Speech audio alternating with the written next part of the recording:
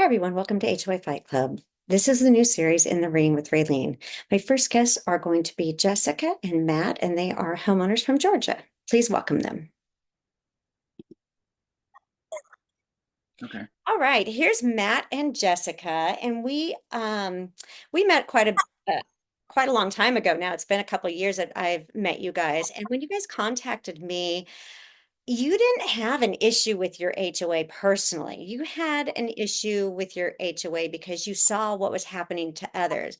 Can you guys go into a little bit of your backstory and let the other people know what happened? Just give us some backstory. Right. And when you say an issue, so we didn't have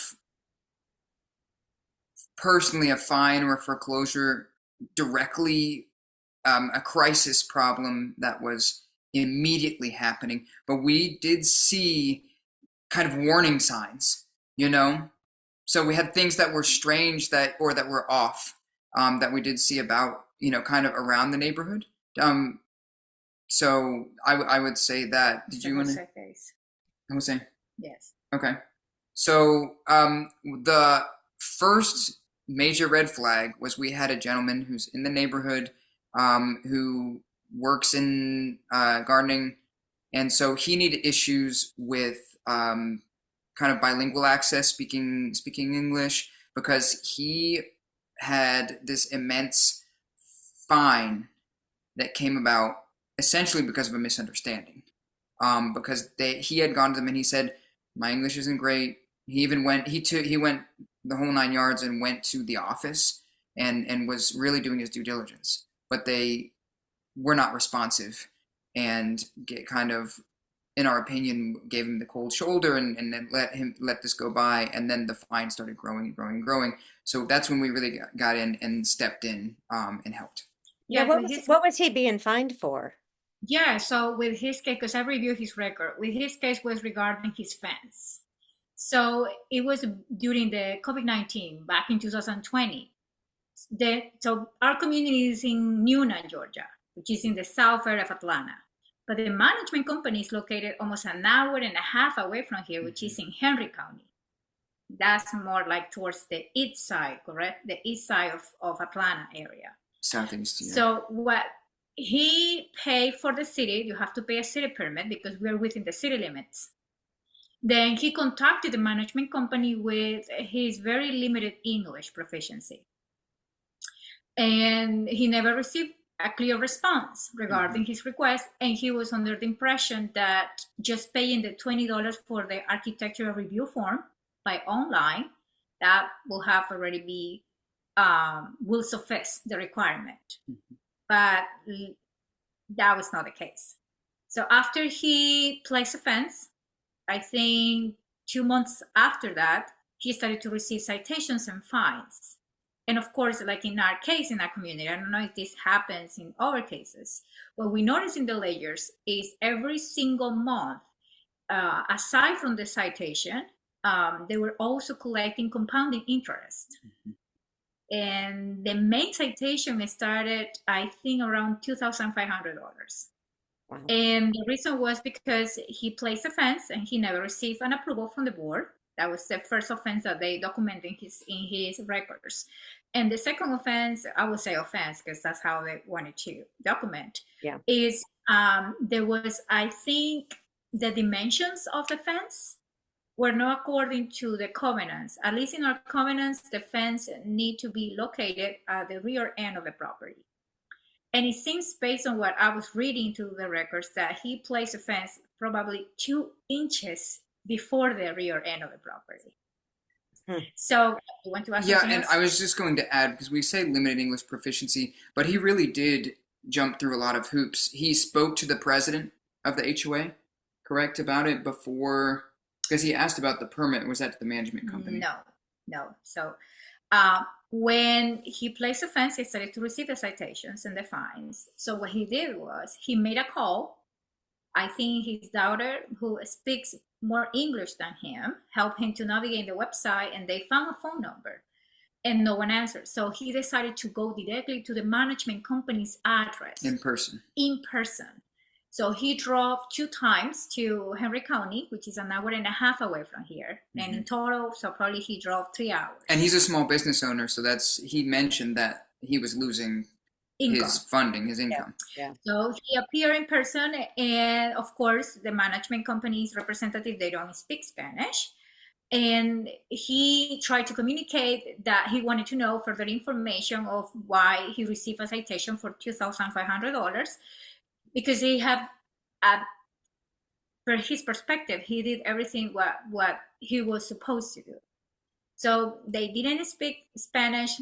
He didn't have a clear communication in English. So what happened is, after those 2 trips, they still continued to document more and more interest. Somehow he learned that here in my house we speak English and Spanish. So he came one day and he knocked on the door. That was in 2020, and he started to ask for help. My husband is an interpreter in the medical field. A professional certified medical interpreter. So my husband decided to help him, and I asked him, hey, try to help him to navigate a communication with the board president, who is just 2 houses down the street. So she's almost like my next door neighbor. So you can. Which part were we at? Where you went in person, and you were the bridge of communication between the ex-board president and this homeowner who was facing the $2,500 fine. And I think, per my recall, is at that time you expressed that he did everything that he could in his power. He really, he let them know that, he admitted that his English was not the strongest. And he said he wanted to fill out any paperwork or pay any permits. And he had paid the permit for the city, but all of the communications, even after expressing that, that he needed some kind of help or for them to meet him halfway, they were still sending communications to him in English. So he was not able to I hate to interrupt you there, but I think that that's an issue across the United States is, we have all these, immigrants and people that aren't, English speaking, citizens. We do have, I just dealt with a Vietnamese family. There's the Hispanic, population. There's people that just don't speak English, and these CNRs are always written in English. They're not written in the language, foreclosure notices, any fines, or hearings or whatever. All that information is in English. And who is helping these people, especially when they purchase? Who's going over these documents with these people? If you're from another country, you may not even know or understand what an HOA is. So I think that really, we need to have more interpretations of these governing documents. All right, Matt, go ahead, continue. I'm sorry to interrupt you, but I think that's a good point to point out, across the United States. Oh, yeah. If the HOA is really, the language barrier. If the HOA is really in a spirit of serving the homeowners, then they should meet them halfway the way they can. And that, in my opinion, did not happen at all. So that was the issue. So per my recall from that time, was the board president decided to make a settlement just at her porch. Per my understanding, after reading covenants and bylaws and articles of incorporation, this should be a board meeting, an executive board meeting, and a hearing, and during a hearing process or some type of a due process where they can do a vote, analyze the case, and then having this homeowner's case as part of a decision. That never happened. So what she did was, at her porch that day, she just decided to make a settlement instead of the $2,500. She just mentioned to document $200. Just with a wave of her hand. That's it. It's 200 now. So I personally don't feel very comfortable with these type of situations, especially from the country that I'm from. In my country, we see this every single Back day. room. Yeah. And it's a country that front porch. And it's a country that is completely embedded in corruption. I like to see more transparency and a process where everyone can participate. So I decided to document those events. That happened, let's just say, in the month, I think around August of 2020. Then a month later, she came again here on my property, on my driveway. Mm-hmm. And she was still complaining for something else that this homeowner did again. It was, I think he decided to replace the mailbox. Mm-hmm. And here in our community, you know, homeowners associations, they always expect to have the same standard, the Uniformity. Exactly. But our homeowner, and I love the mailbox that he installed. He put a really nice mailbox in. Very expensive. No lie. Exactly. But they also sent a citation for that. And I think for that specific violation of the covenant was around $400-$500. That. And here in our house, on the driveway, she mentioned something that I documented on my diary. She said that people who don't speak English shouldn't be living in this community. That was my reason. Wow. It is disheartening, but it happens in this country. So I have personal experience that. But after that encounter, I told my husband, there is something that we should start keep an eye on this HOA. And I was disturbed about the fact that it was, in my opinion, completely arbitrary. It went from being, more than $1,000 fine because of misunderstandings that could have been worked out. Let me ask you, did your association board have a fine schedule? Did they have a hearing policy? Did they have any of this stuff spelled out? In 20 years, we have never had a fine schedule. So I was going to ask, they don't disclose what you're going to be fined ahead of time, so they can kind of charge what they want to charge then. Yeah.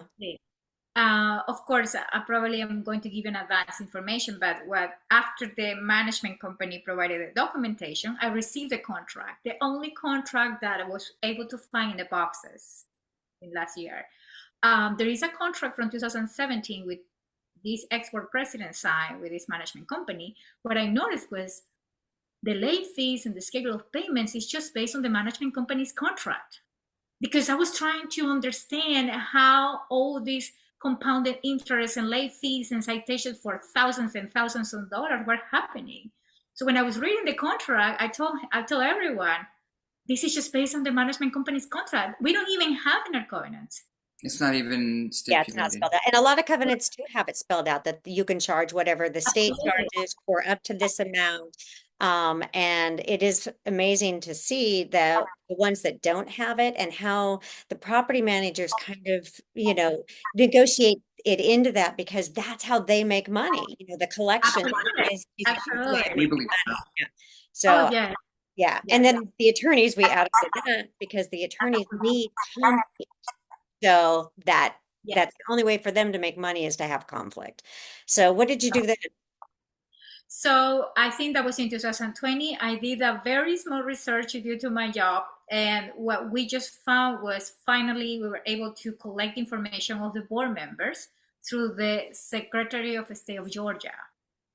I think those were my first step into the research. Yeah, I remember looking with you. I remember going through and starting to research. Absolutely. And then in 2022, where I will say, I'm Catholic, I'm Christian, but I'm from the Old Testament. I'm a person who, I like the justice. I like a life where you have to face accountability. And I strongly believe that God pushed me towards that. I think I have the first step, but because of my family and my job, I just decided just to leave it as it is back in 2020. Mm-hmm. But in 2023, there was a very small inconvenience with these board members due to a dumping issue that it was happening just right at the survey line of our property. And I was communicating with these board members that we didn't even know the real names, but somehow we were able to find information through public records, and they never answered us for almost 33 days. And there was an exchange of messages, but not really a clear resolution. So I told my husband, what we have to do is to start contacting the city officials. Let's contact the new city officials and see what will happen. And you can proceed with that. We made no progress pretty much whatsoever. From what we can glean, the city officials in Noonan's unofficial policies, they don't touch HOA matters, whether it be And who, that's everywhere. Yeah, that's just everywhere. And it's so disheartening as a citizen of the United States. And I was, born and raised in the United States. So, but it's disheartening when you go to your government and you say, look, my rights are being violated. And they go, oh, sorry, we can't help you. They're above the law. I mean, how can we have anything above the Constitution? And when you start dealing with people's right to be heard, the biggest thing for me is fines and fees. You're taking people's homes for an arbitrary reason, even for a board's opinion of what you did wrong. So it's just so disheartening, so disheartening. And I think because Matthew was in charge of those meetings, he met first the city co-enforcement representative. They had their hands tied because they said that they can only issue citations as long as they can see the dumping in from public the view. public view. This case was happening right at the survey line in the wooded area. Then the next meeting was with the city attorney. And The city manager and then the city attorney. exactly, city manager, city attorney, none of them. Then I started to Google and I said, who else represents Nuna? Because I'm paying taxes and I really want someone who can help me. Yeah. So I contacted the district representative. He was the key person. But was it the city council? No, yes. But little did I know that this person had a very tight relationship with the ex-board president. With our ex-board president. Exactly.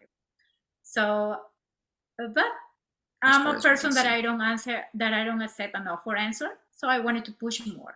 So I contacted him.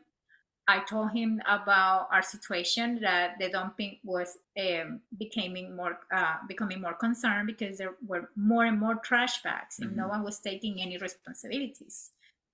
He said that he was going to talk to her, to the ex-board president personally, because they know each other. That happened, I think, on March the 3rd. While I was in a meeting here with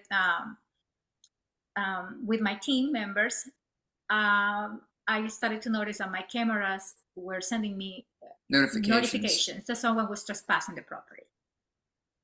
And before this, on March the 1st of 2023, both of us sent a formal communication to the management company that any representative from the management company or the board members would like to come and inspect the area, they need to at least let us know with an advance notice before a trespassing. So they were under notice for 48 hours before the incident, but that never happened. She came with her husband. The ex-board president came with her husband. I was here alone, and I went through the back door of my property to see who was coming or trespassing my area, and then there were the two of them, and of course they came very aggressive. They were very imposing, and we thought. I mean, they just So just to give a background, so our property has an HOA buffer strip behind where our property ends. And so the issue with the dumping was, just to give a brief background, is that there's another neighborhood, and we believe someone from that neighborhood around there was putting these bags of trash on the HOA buffer. But the issue is that when we did code enforcement, we couldn't do anything because it's on the HOA property. So if you don't know, at least in Georgia, code enforcement a citation has to be made by the owner of the property, which was the HOA.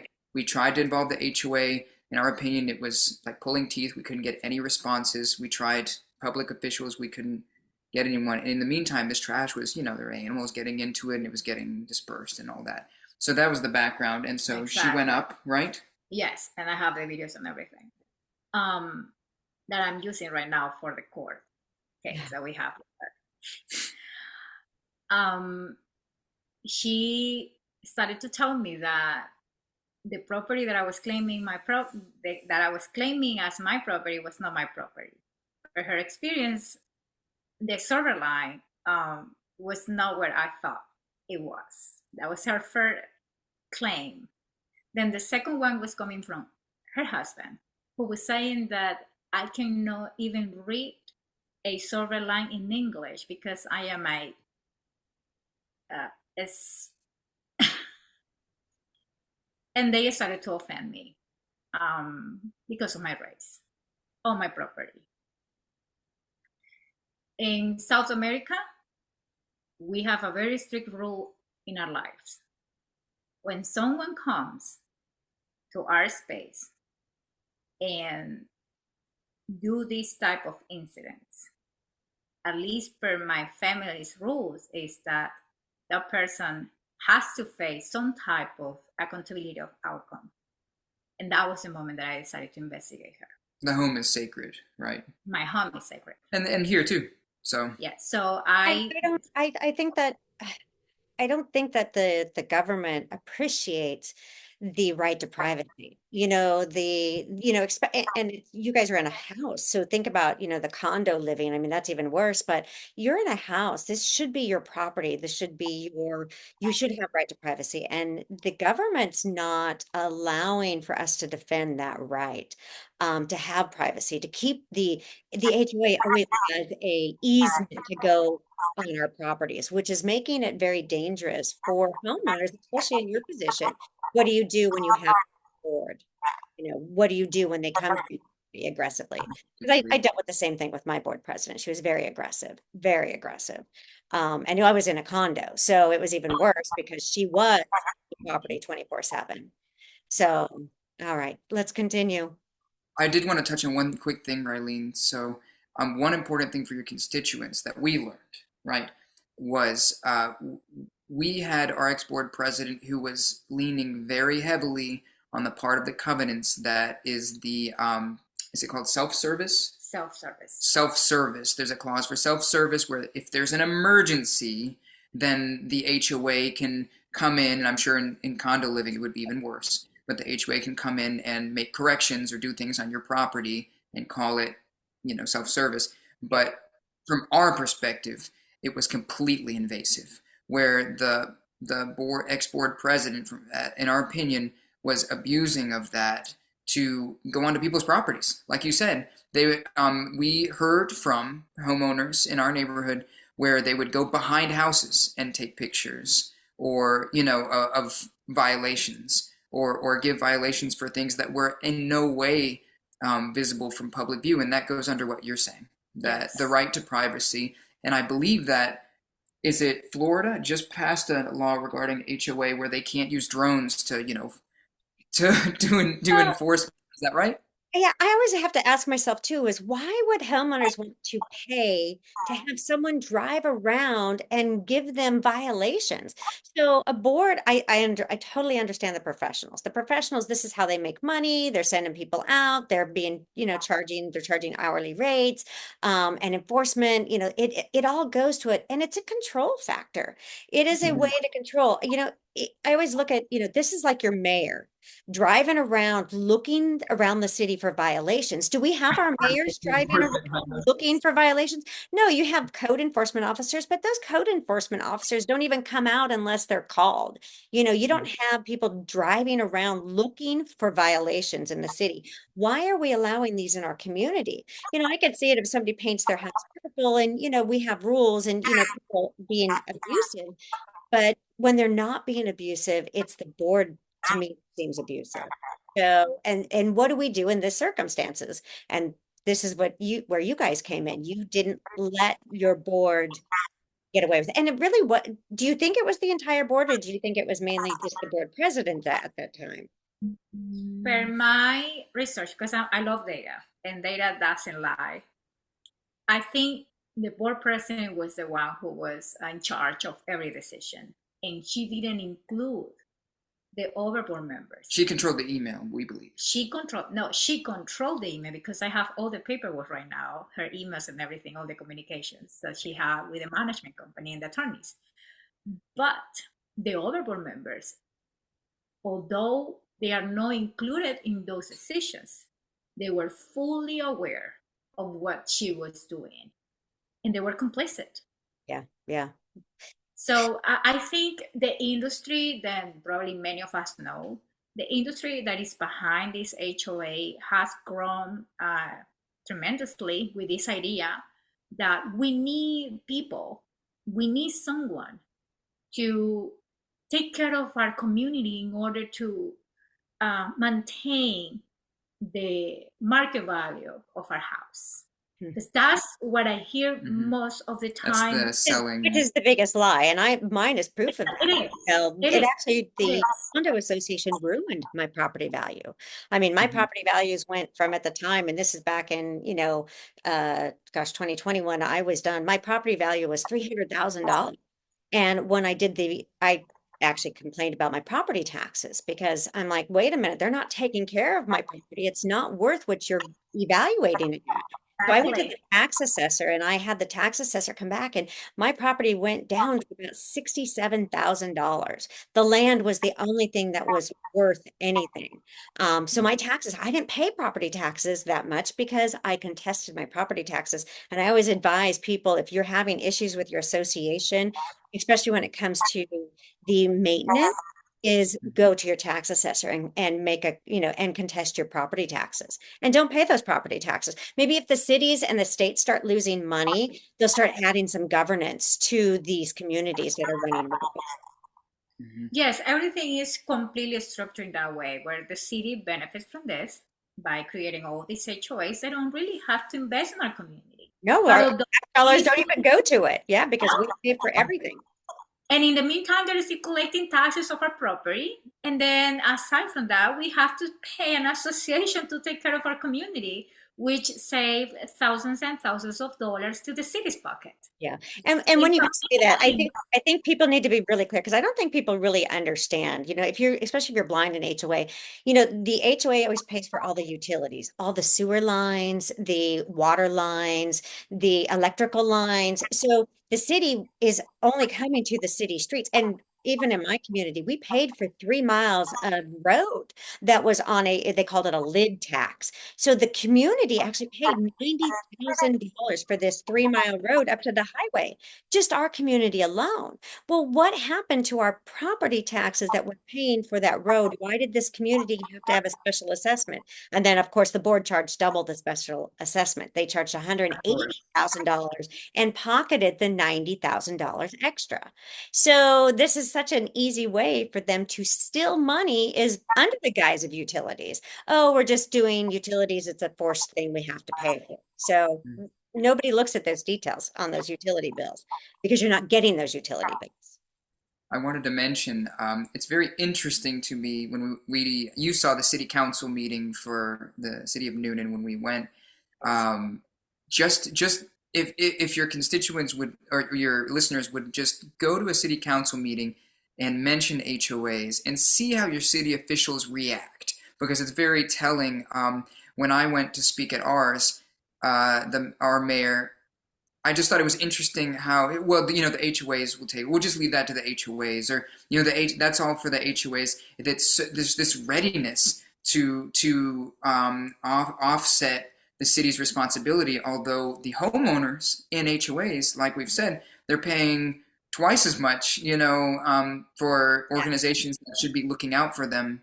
And then when things like this happen, a lot of times we find that neither one of the organizations is willing to lend an ear No one. to us as individual Well, they've homeowners. washed their hands of homeowners. They've given the power of the municipality to a uneducated board of directors. And it would be, you don't know who your board even is. So, and where they don't have any oversight or governance until people like you come along, there is no relief. So how do these homeowners get equitable relief when they don't even know what's going on? There's no transparency and no governance by our city or state officials to make sure that these associations and these are corporations.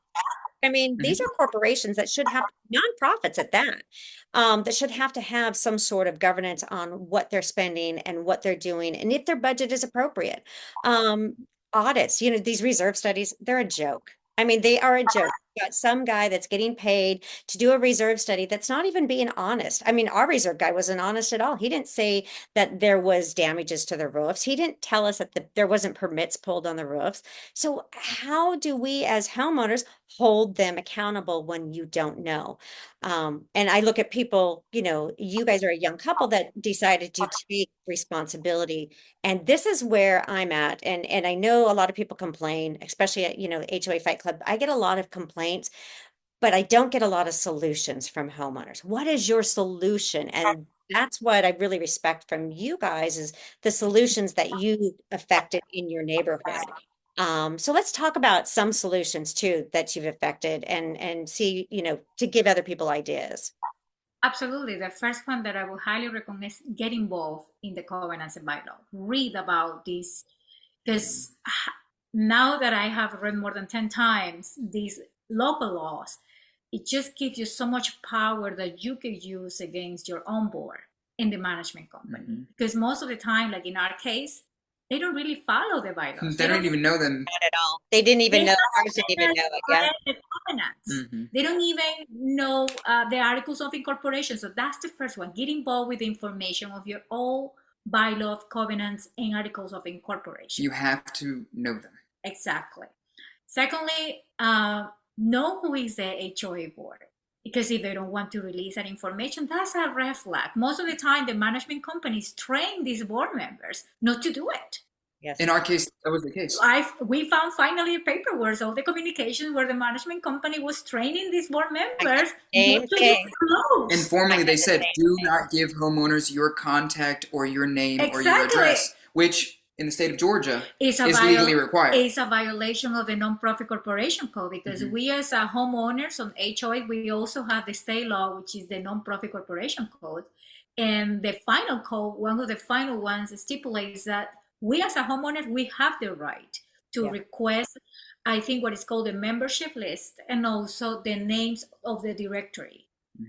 So that's what we did. That was our next step. So after they refused to help us, and then she came with these, both of them, with her husband, came and made all these racial statements. I decided to request a record from the management company. Well, because the management company legally is the agent.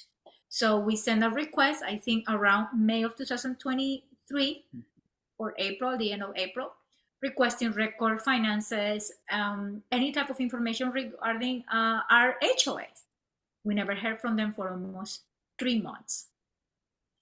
But we were still documenting. Everything has to be in written. Document, yes. You have to document. In Georgia, it's a one-party state, so you can record as long as you're party to the conversation. Yes. Save every email, print every email. USPS envelopes are legal. Exactly. Because it shows when that legally arrived. A lot of these things your members at HOA Fight Club will pick up on. But if you don't document, like my grandfather used to say, if it's not on paper, it didn't happen. Yep. So if you don't have documentation of what's been going on, then your solutions you're trying to drive forward, they might just go down the memory hole and be forgotten. Exactly. So what we did was we had a recording. We started to document every single conversation. We never disclosed to them. We don't have to. Per our law, we don't have to do that. And 3 months, we never heard from them. Then we decided to sue them in the magistrate court. The lawsuit, although we didn't have any material damages, because normally in the magistrate courts, it's just for any type of material damages. Honestly, the purpose of the lawsuit was just a strategy for us, for what we were planning to do, to finally release this community from these people. We filed the lawsuit in around June of 2023, and the main part of the complaint was no disclosing finances. We haven't had a clear transparency with the ledgers and records.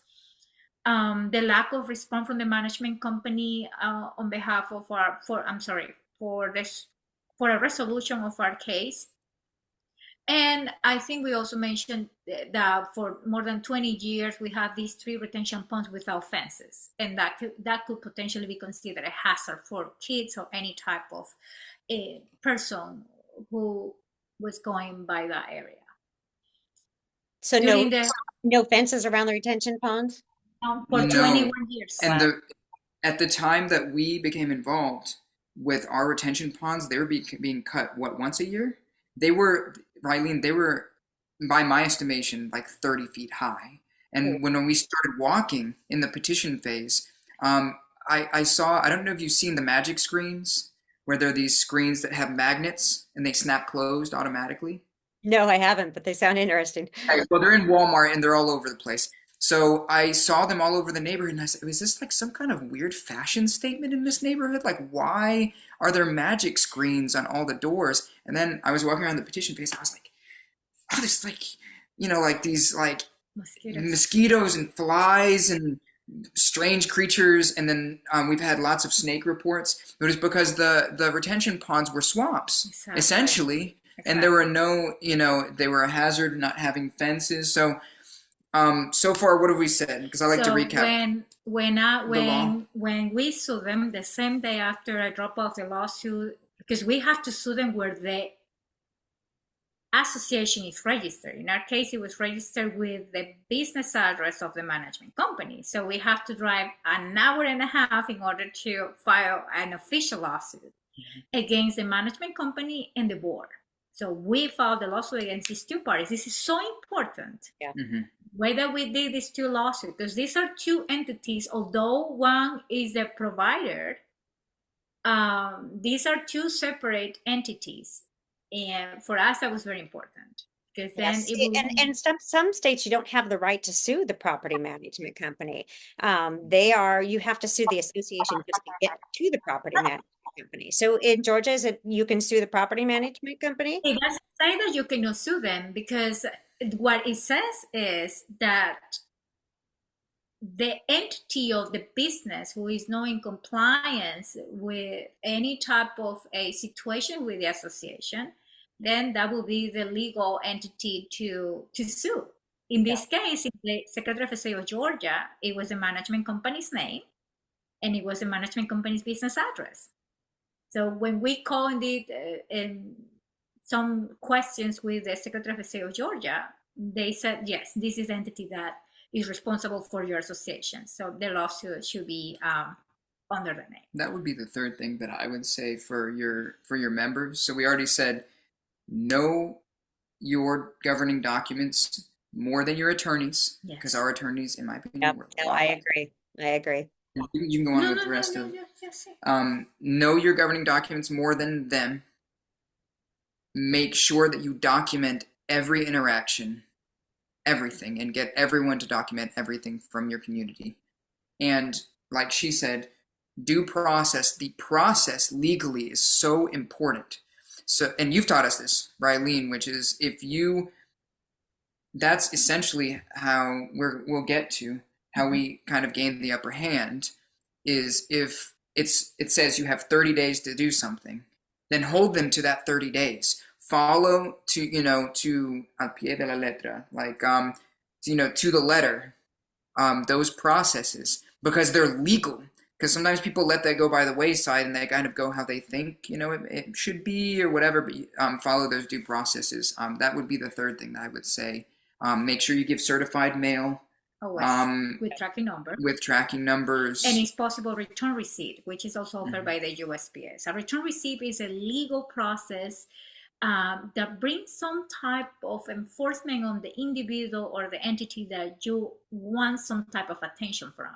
Yeah. So because return receipt is a documentation that requires the person who is receiving your complaint to sign, and then after they sign, you receive the signature to your address, and that's so powerful because we use all of these mechanisms. Official. Yes. So what if they deny that I always because I do certified letters all the time, but return receipt, what if they don't sign for it? So what if they refuse to sign for it? Then what? What do homeowners do? I mean, I always send it certified, but is that, I mean, what do you do then? Well, normally business entities, they cannot refuse it, at least in Georgia. There is a law that really enforces it. That's part of when they open any type of business here in Georgia, they are required to receive any type of communication Yeah. So Well, and they are probably registered agents. Yeah, they are registered agents.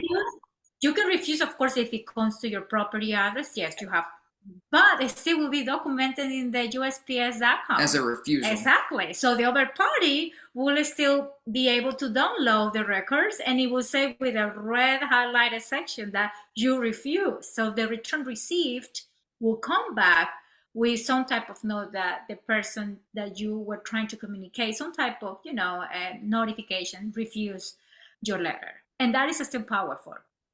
Very, very, very useful. So when we sued them the same day, I came to the property, to our house, and I started to Google it about the management company's name. And I wanted to find who was the owner of the management company, because there was always this mysterious schema in our community. No one knew behind the scenes. No one knew the owner. No one knew who was really in charge. We just heard names from the letters. Then what I did was I went to the Secretary of State of Georgia in the business search section, and I typed the name of the management company, and then appeared the name of a woman, which it was the first time that I heard about this name. Her name, may I disclose that, or should I just say? I would let's just keep names out of it for right now. So it was a woman, and then the next step, through reading a lot of forums through Google, then I did the inverse way. So I now took the name, since I found the name, then I went again to the same bar menu from the Secretary of State of Georgia, and now I tap her name, and bingo. With her name, I was able to put more than 25 LLCs in Georgia. Wow. So the data came just beautifully. And some of those LLCs, were open and closed in 24 hours? Exactly. So that was my first step. Now that I had a list of them, all the LLCs that this owner of the management company have registered, I was able to make a timeline, which year, for how long these companies were open, and make a structure of when these companies were closed and which one still were active in the state of Georgia. At least in our state, it's so easy to open an LLC just for $25. Yeah. Or even go through Delaware and open other companies. Exactly. Right? Yes. So, so when you investigate an LLC, and if you want to do a very deep investigation, you can also go to a section that says when the business was confirmed, who did the files. During the years of 1990s until the 2005, at least in Georgia, it was a very clear requirement that everyone who wanted to open an LLC, they have to fill out in person, and they were really required to provide their email addresses, real names. Their real names are behind these LLCs. After 2010, I started to notice through her companies that now it became more an electronic, more relaxed reporting. Exactly. And in these electronic ways, unfortunately, the state doesn't really enforce the same rules, and it was more easy just for, at least for her, to place another of her companies as the agent who was opening this new company. So it became more difficult to navigate her name, although the primary overview, it was masked behind these companies. Exactly. But because of the primary overview of the data that I was able to pull up, I knew that it was her behind these companies. But she, after 2010, she started to use her own other LLCs to open new LLCs, and she was not using her real name. That was another red flag. I would say that would be another tip for your listeners. Be investigative and don't take things at face value, because I was innocent coming into this, right? Yes. And then we realized that it was not an innocent situation, and we started following names. We started looking at who is behind these LLCs instead of just saying, oh, such and such from that we see at meetings is in control of everything. No, because we looked it up, and we looked profoundly behind that and saw that, there are these things that we believe were irregularly happening behind the scenes. Exactly. And that was one of the issues that we saw with people who failed before us in this neighborhood. Well, and what I see is a lot of these are the property managers, but it goes, the property management companies are also the developers. They're the ones that are swooping in and buying up these communities because they have, I call it insider trading. They know which properties are in distress because they're putting them in distress. So they know that in 6 months, they're going to foreclose on a home for fines and fees, and they know that they're going to come in and bid. They also know what the association is going to bid, if the association is going to bid on that foreclosed property. So they do have insider trading knowledge and they push homeowners into foreclosure. It is these developers, and I have one developer, he's a property manager, and every property starts with his company and then it's the name of the association. So you can just pull up his company and you see every associate, and he's got his property manager serving on the board of directors in every one of these communities. And how do people have a chance? I mean, they're just denying everybody's rights. I have one client that they own 57% of the property and they have no vote. They're supposed to have a vote on everything. They're the commercial own, no vote, no vote. So it's these, I agree, investigate and keep looking. Exactly. And that's good that you just mentioned, because that was my next step. After I found all her LLCs, I decided to make a master sheet in Excel. And Google Doc right now offers these different type of very technological ways to make master sheets to pull up all the data. So I started to document the LLCs, and I called again the Secretary of the State of Georgia. And when I was talking with a representative, I said, is it possible for someone, just one person, to own more than 25 LLCs in the state of Georgia? And the answer, yes. Yes, as long as they have some type of brokerage or license in the state. And then when she said that, I said, okay, what do you mean with that? And she said, try to look in I don't remember the name specific, but you can look for any type of realtor or sale agent or an agent who is in charge of the transactions of properties in the state for their brokerage license. So I didn't know that she was a brokerage until this representative told me. And when I investigated, yes, she was a brokerage, and she had a license since back from 2009.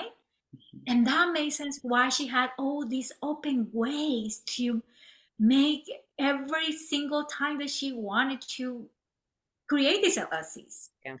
When I documented the license, I documented the LLCs, her last name became very familiar with the last name of the developer.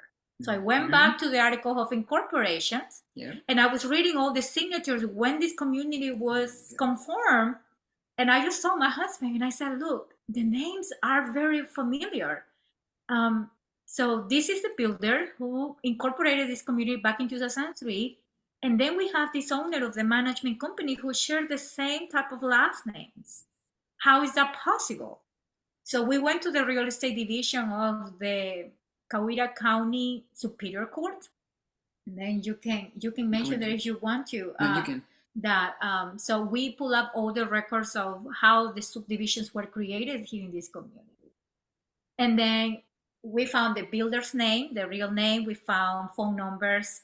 We found where he was from, where his main office was located.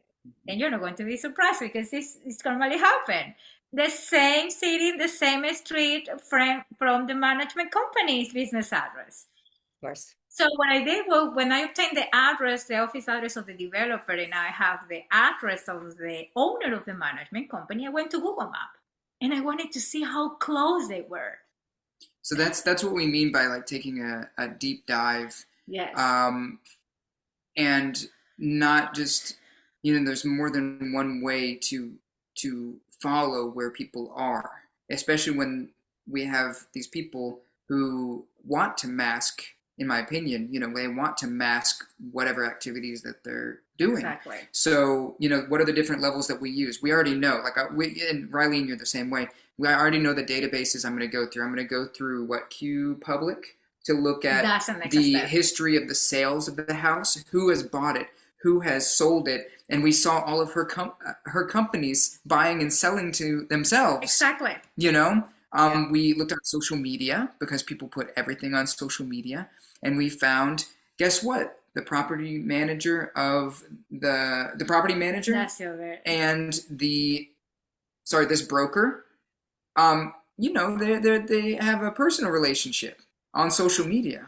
I was like, screenshot that, and then there's a lot of places that you can dig and look. Exactly. Where else do So we look normally? let me finish the Google map because this is very important. So when we Hmm. went to Google Map, Google Maps. in Google Maps, you can navigate and see like the most current businesses and everything. So I took screenshots, and then in the entrances of the street, I was able to see the name of the company of the Street builder, view. the street view. Hmm. I took a screenshot, and in the same mural, like like when you enter a business complex, you see Yeah. all the companies that are Yep. listed. Companies, yep. The placard or whatever. All the companies, her companies were there, and then right next to her was the builder's name. That night, I lost my innocence because we had looked at all of the different companies that were selling to each other and buying from each other in Q Public, and we knew them. And then we realized we looked at this, street view of this complex where you would normally see businesses, and I said, "Oh my God, they're all of her businesses," because we recognized the Exactly. names. Oh yeah, this one's Exactly. I won't say her name, but this one is let's just say Miss whatever, and then Miss whatever, Miss whatever. I'm like, all of her companies are in the same lion's den Exactly. of complex. So then what Mask is mentioning is true. So after we discovered the same companies were completely interrelated, her company is with the builder's company, then we went to qpublic.net, which is a website offered by our county. I think most of the counties from Georgia, they offer this system. Mm-hmm. And I started to pull up every single record of every property, and I made my own database. So I started to see when these properties were built, the records of the owners, or if there were foreclosures, who was the seller, who was the buyer, which years, because the timeline is so precious. When you start building a timeline with information, it just gives you so much clarity of what you are investigating. It does. So we know, yes, that the owner of the management company was highly involved, not just as a simple management company, but also with the transactions of the properties. Her companies, not her name, her companies, the LLC that we were able to pull up from the state, were in the transactions, even in the foreclosure transactions, that I cannot really say that she foreclosed the property, but as you mentioned, she participated somehow as a key factor on these family situations for this foreclosure, or at least the data that she, because let's just be honest, the management company is the one that has all the data of these properties. So it was so easy for them. I can't even imagine. This is just your community. I mean, can you imagine what she's done to thousands of people, thousands of homeowners across Georgia? Yes. She has what, 25 communities? I'm like, the south of Atlanta's economy. When does she were to become a under, predator? When do would be we label this person as a predator? And then this is what I always ask the government. When do we label these people as predators? These attorneys, these property managers, these developers that do these kind of things, when are they determined to be a predator and not just a manager? But again, with no governance or oversight, where do we go? What do we do? As just a simple homeowner who's uneducated, what do we do? And I think we've started. We only have about 5 more minutes left. So because this is going to have to be, I could talk to you guys all day long. series. It's a long story. But I think it's good to show that this is the beginning. This is how you guys started. You didn't start by complaining. You took No. the bull by the horns and you said, enough, enough. We are going to speak up for our community. So let's kind of wrap this up for the day and because I want to continue with the next part of it, because what you guys did next was even more amazing as a homeowner, and it kind of does what I did. We kind of take things and we ran with them. So we've kind of discussed the whole how you find out, what you do to investigate, then we come to what do you do with that information? Yes. Do you want to say Yeah, something? I'll start. And so the first thing that everyone thinks of is being litigious. And I think that you had a talk with us one time. Unfortunately, without oversight, um, HOAs are kind of this like Hercules and the Nemean lion. It's the lion that nothing can pierce its hide except for its own claws. Unfortunately, the best way to find HOA solutions is going through your own covenants, in my opinion.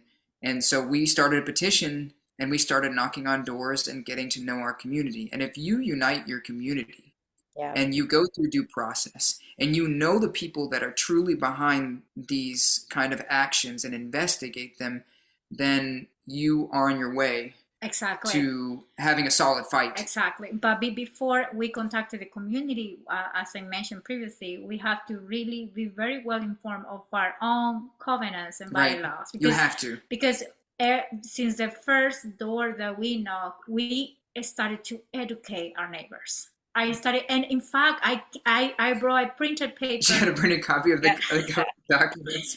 Because I know that people They have thought she busy was- lives in our community. This is a middle class community. This is a working They class work. community. These families work 2 to 3 shifts per day. And so they don't have probably the same flexibility of my schedule. So I knew that those precious minutes, I have to go and strike with them in their minds. This is what we are doing. This is why I need your signature, and we need a change. So I brought a printed paper of my covenants, of our covenants, where it says the removal. And trust me, Riley, no one believed me. No one. I know that I'm young because I heard many times, but you are young. How you're going to do this? But for me, it's like my age doesn't really determine who I am. So I told them, in one of our rights, that we can remove them with our vote, as long as we have the quorum, which is required per the bylaw, and then after the quorum, then we meet the majority of the votes. Mm-hmm. And it was just to see their eyes for more than 2 decades. They couldn't believe me. Well, they're held hostage. And I think that this is probably a good place to end it for today, because I think that homeowners are held hostage. And, when they finally see a sign of relief, which is what I offered my community, is, they've been held hostage for over 20 years. When somebody finally comes in and says, look, this is what we can do, and we expect change, but we have to do it together. I think that it's very emotional for a homeowner, and in your community, and that's what I would like to start with the next time we chat, is the process of calling the elections and the recall of the board, because I know you guys have gone through that, and I've gone through a recall of the board, and the different results that we have, and I think that'll be a great place to pick up on the next one, and kind of to recap. We've gone over that you guys didn't have any fines and fees. You guys were not, I mean, you had little issues with garbage and trash and things like that, but you weren't being penalized like your neighbors were being penalized, and people were losing their homes. And the recall of the board touch on that. I think Riley is I'm from a family, and a very poor family, very poor background. But my dad used to tell me, when you have the right in your voice and you see that there is an injustice that is happening around you, you have to fight for those people of that type of community who cannot raise its own voice. And that kind of resonated in my mind, and it just became more powerful with the day when I made the oath, when I became a naturalized citizen. Because at least in my experience with the officer, he read me a statement, and one part that it just kept in my mind, he said, this is a privilege that you are going to receive today. And as a privilege, you are demanded under this oath to keep an eye for your community. And as a citizen, you all know the duty to be responsible in your community or in the society that we are now going to receive you as a new citizen.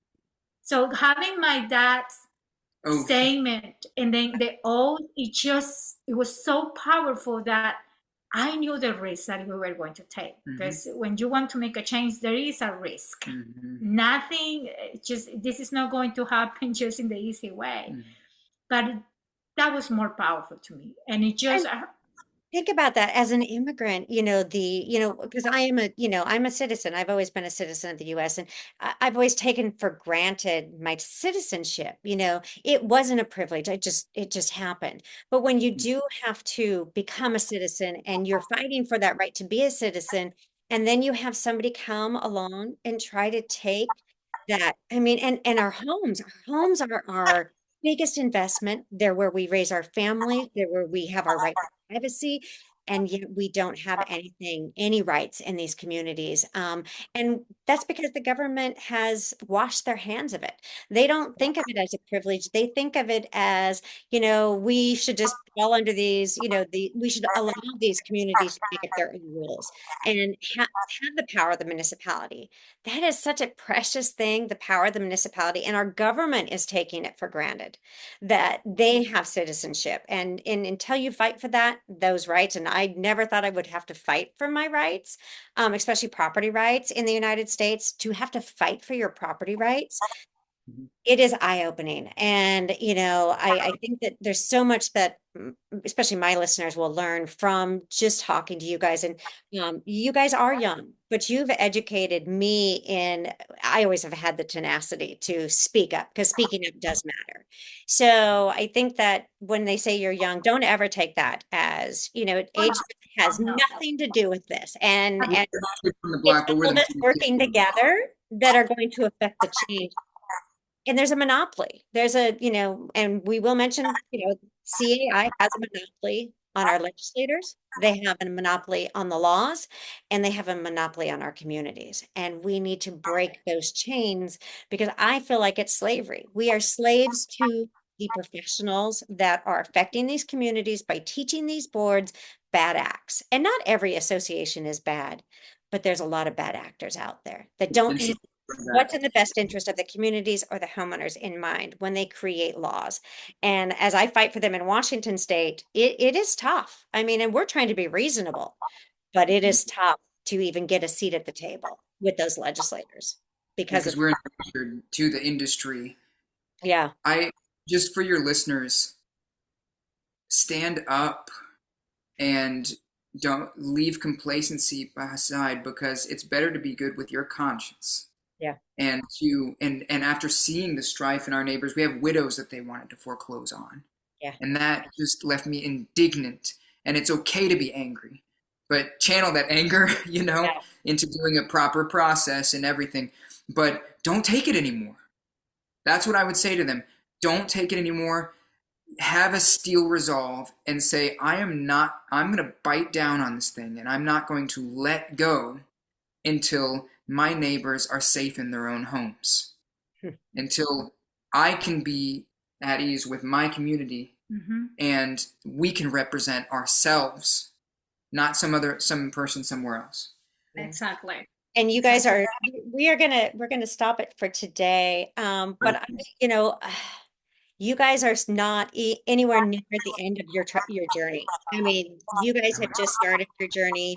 Um, as long as you live in that community, it will never end. But I think going into the next steps, I'm really excited to keep this going because I think that today we've touched on the kind of the what got you into everything, and then we'll kind of focus in the next series of what you did to affect that change. And I think that I'm very excited to keep this series going because I think that this is the only way to teach people out there of what they need to do. And so we'll work on all of that on the next one. And you're right, Matt. We have to speak up. Speaking up matters, and we have to not take it anymore. As I don't live in HOA anymore, but I still fight every single day for those rights because it's the right thing to do. Nobody should be left behind, and we should affect change in these communities. So I thank you guys for No, so thank much for, you. Thank I you. really appreciate your guys' friendship. That's one thing that we've all had in when you fight HOA of learning who else is there and what we can do to help each other. I like that you guys came up with solutions instead of complaints and just didn't complain, but you actually have solutions. And let's plan on next week for another scheduled visit, and we'll continue with the series. The Absolutely. petition. Yeah, right, the petition. So, all right, you guys, I will see you on the next one, and we'll have a good chat. It's a pleasure as always. Thank Bye you so bye. much. All right. Nice to